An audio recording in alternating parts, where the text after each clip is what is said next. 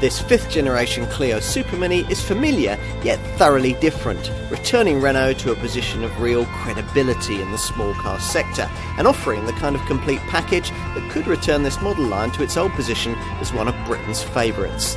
Tougher segment competition has forced the French brand to up its game, particularly in terms of cabin technology, fit and finish, but we're impressed by the way the company has responded, ticking these boxes while also adding in greater practicality, extra safety, more sophisticated media technology and a sharper look. There's plenty to like here. Renault set out here to try to deliver a driving experience to Clio buyers which is a little different to that they served up before. Now, previous models had something of a comfort focus, but with this 5th generation design, the brand has sought to combine that with a little of the alert feel that you get in this segment from cars like Ford's Fiesta. It would be asking a little much for the company to absolutely nail this demanding brief at its first proper attempt, but it has got reasonably close. A little of what we might call Clio-ness has been sacrificed in the process. This car no longer cruises over bumps with quite the ease of its predecessor.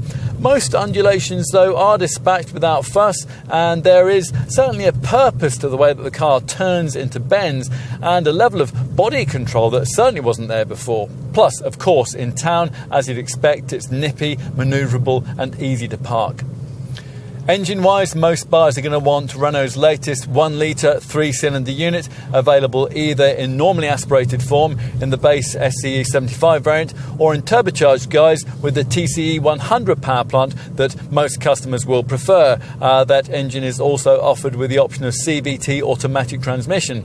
With forced induction, this 999cc power plant feels agreeably eager, and it's decently economical too. It delivers 54.3 mpg on the WLTP combined cycle and 99 grams per kilometre of NEDC rated CO2. If you want to do better, there's a blue DCI 85 1.5 litre diesel model, or you can ask your dealer about an E-Tech self-charging full hybrid variant which mates a 1.6 litre petrol engine to a clever multi-mode auto gearbox and a pair of electric motors powered by a 1.2 kilowatt-hour lithium-ion battery. Your other engine option is the 4-cylinder 1.3 litre TCE 130 unit that we're trying here, which has to be had with an EDC 7-speed automatic gearbox.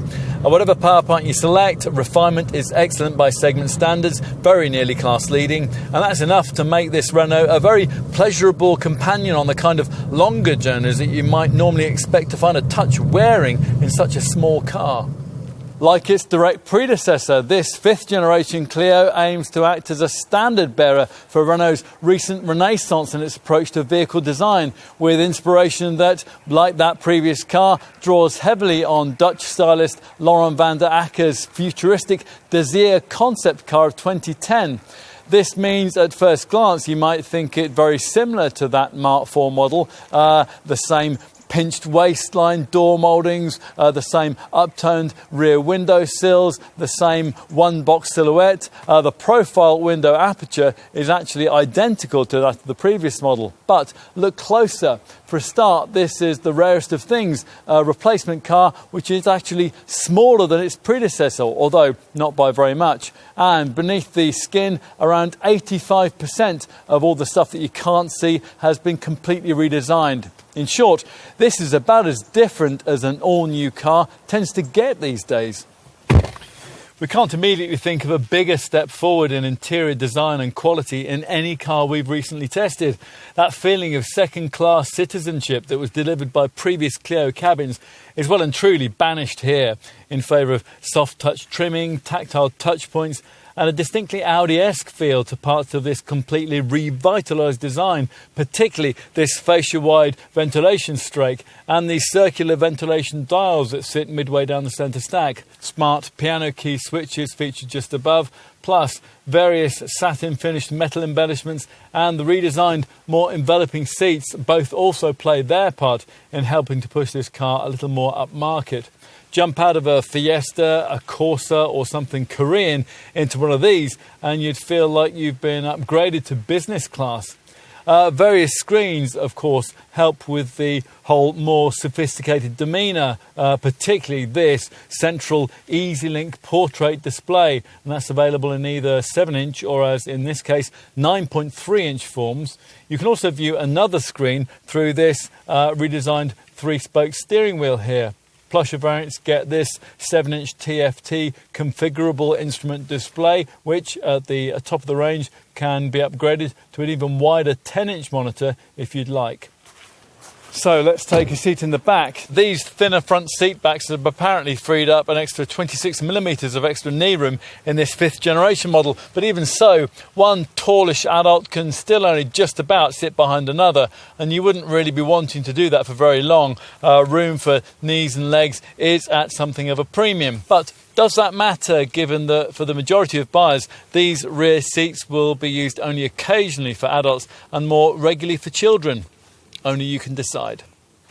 We'll finish with a look at cargo space, and that's where this Clio atones for its somewhat restricted rear seat surroundings by somehow managing to serve up the largest boot in the Super Mini segment. Helpfully, Renault has provided us with a measurement stat for the height of the tailgate, 1,979 mils, and once it's raised, thanks to this car's slightly extended rear overhangs, there's 391 litres of storage capacity here in a petrol variant. That's actually more than you'll get in a Focus or a Golf from the next class up. Which leaves us with what? Well, a very accomplished all-rounder, certainly, and a car that merits a significant place on any serious Super Mini buyer's shortlist. In driving it, we were reminded of something a recently disgraced former Renault chief executive once said: "There's nothing wrong with any car company that good cars won't fix." This is undoubtedly one of those. Good enough to reawaken British interest in the Clio? Possibly not, but you've watched this film, you know better. And if you're looking for a Super Mini, we think that you should give this one a chance. It might just surprise you.